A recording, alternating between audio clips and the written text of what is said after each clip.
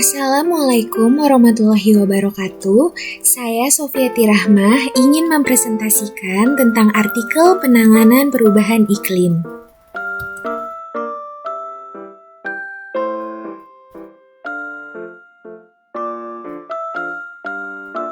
Upaya penanganan sederhana yang bisa kita lakukan pada krisis perubahan iklim. Saat ini, bumi kita sedang berada di kondisi yang kurang baik. Ya, perubahan iklim yang terjadi akibat banyaknya perubahan di bumi yang disebabkan oleh ulah manusia itu sendiri yang menyebabkan pengaruh buruk untuk bumi.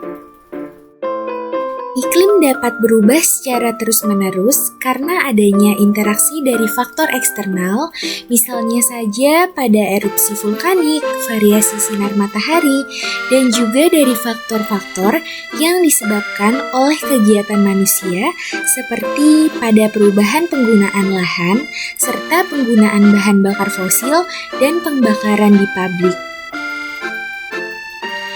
Faktor-faktor ini mengakibatkan adanya perubahan iklim alami, yaitu gas rumah kaca.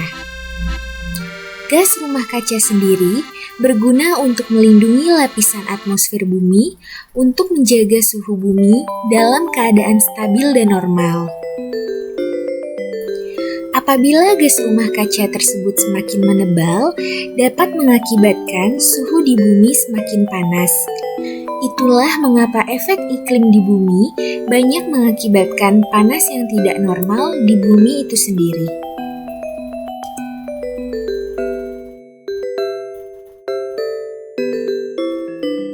Nah, dengan terjadinya krisis iklim ini mengakibatkan banyaknya perubahan pada struktur di bumi. Salah satu contohnya seperti pencairan es di kutub yang merupakan sebuah bukti nyata bagaimana perubahan iklim terjadi dan berpotensi menyebabkan hilangnya pulau-pulau kecil di berbagai belahan dunia. Tak hanya itu, kota-kota besar di dunia seperti New York, London, bahkan Jakarta berada di dekat pantai sehingga pada tahun 2050 kota-kota ini diperkirakan akan tenggelam. Mengingat dampak yang ditimbulkan cukup parah, maka tidak ada salahnya jika kita sedikit banyak mendalami tentang perubahan iklim. Sebab kitalah makhluk yang paling cerdas di muka bumi ini yang diyakini mampu mengatasi kejadian ini karena tidak ada bumi kedua yang bisa menggantikan tempat kita sekarang.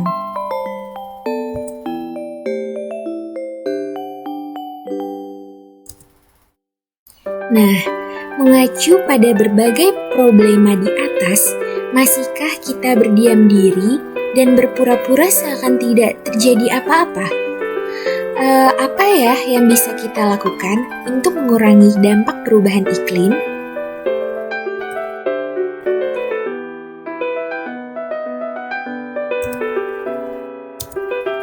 Yang pertama, mengurangi pemakaian plastik sekali pakai.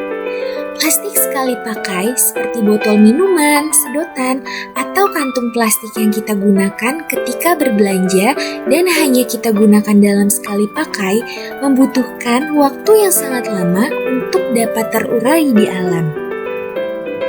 Selain itu, industri plastik juga menghasilkan gas rumah kaca yang berdampak besar pada terjadinya krisis iklim.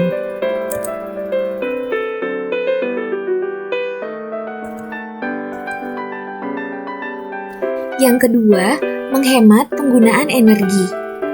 Penghematan energi adalah salah satu upaya sederhana yang dapat kita lakukan, misalnya dengan mencabut colokan kabel pada saklar ketika selesai digunakan, mematikan lampu ketika tidak sedang digunakan, atau mencuci baju dan mengeringkannya secara manual tanpa mesin cuci.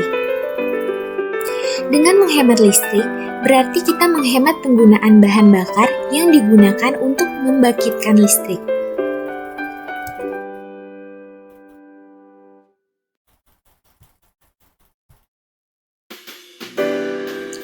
Yang ketiga, menggunakan alat transportasi massal.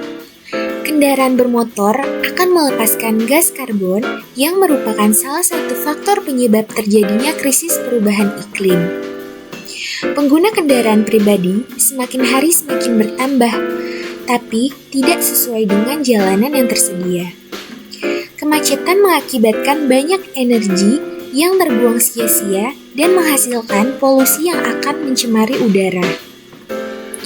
Penggunaan alat transportasi massal adalah salah satu cara agar hal tersebut dapat diminimalisasi.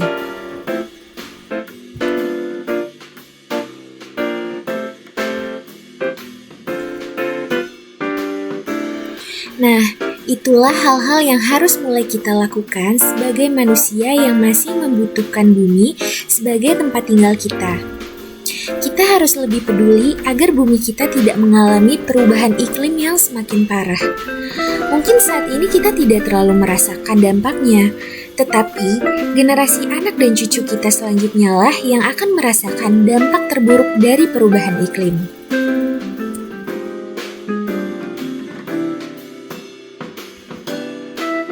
Sekian presentasi dari saya, terima kasih.